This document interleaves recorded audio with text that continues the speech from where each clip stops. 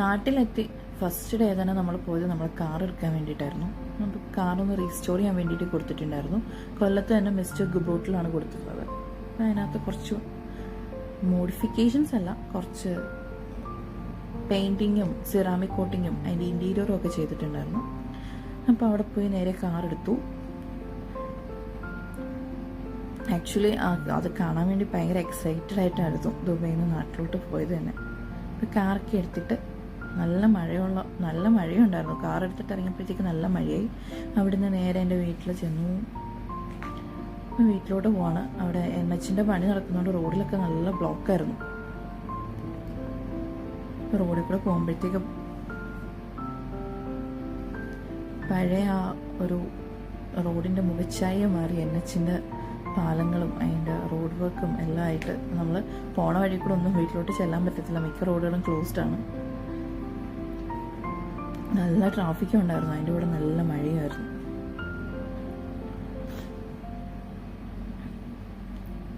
അങ്ങനെ റോഡിൽ കൂടെയുള്ള കാഴ്ചകളൊക്കെ കണ്ട് ഏകദേശം ഒരു വർഷത്തിന് ശേഷം നാട്ടിലൊക്കെ ചെന്നപ്പം ആ ഒരു സമയം കൊണ്ട് തന്നെ ഒരുപാട് മാറ്റങ്ങൾ വന്നു. ആക്ച്വലി ഈ പാലമൊന്നും അതിന് മുന്നേ ഉണ്ടായിരുന്നില്ല. അപ്പം അതിൻ്റെ അടിയിൽ കൂടെ വേണം വീട്ടിലേക്ക് പോകാനായിട്ട്.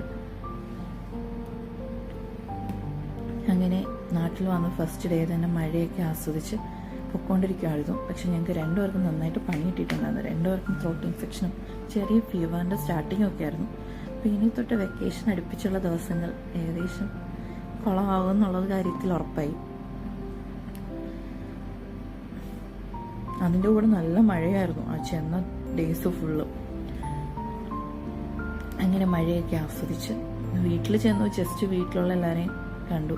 അതിൻ്റെ വീഡിയോ എടുത്തത് എൻ്റെ കയ്യിൽ നിന്ന് മിസ്സായി. ഇപ്പോൾ തന്നെ കുറേ ദിവസങ്ങളായിട്ടുണ്ടായിരുന്നു. അത് കഴിഞ്ഞ് നെക്സ്റ്റ് ഡേ ഞങ്ങൾ നേരെ ഗണപതി അമ്പലത്തിലേക്ക് പോയി. ഉണ്ണിയപ്പമൊക്കെ മേടിക്കാമെന്ന് പറഞ്ഞിട്ടാണ് പോയത്. പക്ഷേ അന്ന് ഉദയാസ്തമന പൂജയാണ്ട് ഉണ്ണിയപ്പം ഉണ്ടായിരുന്നില്ല. അവിടെ ചെന്നപ്പോഴും അമ്പലത്തിൽ കയറി മഴ സ്റ്റാർട്ട് ചെയ്തു. പിന്നെ തൊഴുതിട്ട് കുറേ നേരം അവിടെ ഇരുന്നു. മഴയൊക്കെ ഒന്ന് കുറഞ്ഞതിന് ശേഷമാണ്, കാരണം കാർ പാർക്ക് ചെയ്യുന്ന കുറച്ച് അപ്പുറത്തോട്ട്. അത്രയ്ക്ക് നല്ല മഴയുണ്ടായിരുന്നു. ഗണപതി അമ്പലത്തിൽ വരുന്നത് തൊഴാനും അതേപോലെ തന്നെ പ്രധാനമായിട്ട് ഉണ്ണിയപ്പം കിട്ടും എന്നുള്ള ഇതായിരുന്നു.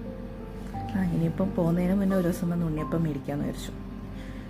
വീക്കെൻഡ്സിലും ഒരു ദിവസം ഒഴിച്ച് ബാക്കി മിക്ക ദിവസവും ഉദയാസ്തമന പൂജ ഉണ്ടാവും. അങ്ങനെയാണെങ്കിൽ അന്നത്തെ ഉണ്ണിയപ്പം നമുക്ക് കിട്ടത്തില്ല. കുറേ നേരം അവിടെയൊക്കെ നിന്നു. അമ്പലത്തിൽ ഇങ്ങനെ മഴയൊക്കെ ആസ്വദിച്ചിരിക്കാൻ തന്നെ നല്ലൊരു വൈബാണ്. ഇപ്പോൾ കുറേ നാളിന് ശേഷമല്ലേ അമ്പലത്തിലൊക്കെ വന്നത്. പിന്നെ നൈറ്റ് നമ്മൾ നേരെ ഒരു നൈറ്റ് ഡ്രൈവിന് പോയി. പ്രധാനമായിട്ടും ലക്ഷ്യം എവിടെയെങ്കിലും തട്ടുകടയിൽ നിന്ന് ഫുഡ് കഴിക്കണമെന്നായിരുന്നു. പക്ഷേ നോക്കി പോയിട്ട് എങ്ങും ഫുഡ് കിട്ടിയില്ല. അങ്ങനെ ഞങ്ങൾ നേരെ കൊല്ലം ബീച്ചിൽ പോയി കുറച്ച് നേരം അവിടെയൊക്കെ സ്പെൻഡ് ചെയ്തു.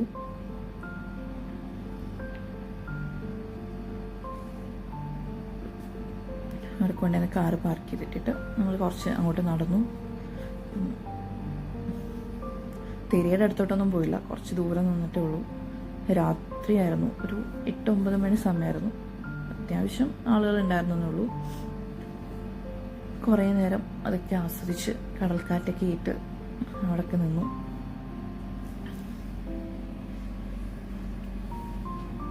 ബീച്ചിൽ നിന്ന് നേരെ ഞങ്ങൾ തട്ടുകട അന്വേഷിച്ച് പോയി കൊല്ലം ബൈപ്പാസൊക്കെ കഴിഞ്ഞ് ഏകദേശം ശക്തികുളങ്ങര അടുപ്പിച്ച് പോയി. അതിനിടയ്ക്ക് തട്ടുകട ഉണ്ടോയെന്ന് എനിക്കറിയത്തില്ല. നമ്മൾ പോകുന്ന വഴിക്കൊന്നും കഴിഞ്ഞു. തട്ടുകടയിൽ നിന്ന് ഫുഡൊക്കെ കഴിച്ചിട്ട് നേരെ വീട്ടിലോട്ട് പോകണമായിരുന്നു. കാരണം നെക്സ്റ്റ് ഡേ ഞങ്ങൾക്ക് എറണാകുളത്തേക്ക് പോകണം. ചേച്ചിയുടെ ബർത്ത്ഡേ ആണ്. ചേച്ചിയുടെ അടുത്ത് ബർത്ത്ഡേ ഒക്കെ ആഘോഷിച്ച് 2-3 ദിവസം അവിടെ നിൽക്കാന്നൊക്കെ പറഞ്ഞിട്ടാണ് പോയത്. അങ്ങനെ സൺഡേ തന്നെ നമ്മൾ ചേച്ചിയുടെ അടുത്ത് പോയി അവളെ ബർത്ത്ഡേ ഒക്കെ സെലിബ്രേറ്റ് ചെയ്തു. പക്ഷെ പിറ്റേന്നായപ്പോഴത്തേക്ക് എനിക്കൊരു ചെക്കപ്പ് ഉണ്ടായിരുന്നു. അപ്പോൾ അവർ ഹോസ്പിറ്റലിൽ അഡ്മിറ്റ് ചെയ്യണമെന്ന് പറഞ്ഞു. അങ്ങനെ ഒരു 1 വീക്ക് ഹോസ്പിറ്റലിൽ പോയി കിട്ടി. പിന്നെ അത് കഴിഞ്ഞ് നാട്ടിൽ വന്നിട്ട് അധികം സമയം കിട്ടിയില്ല ഒന്നിനും.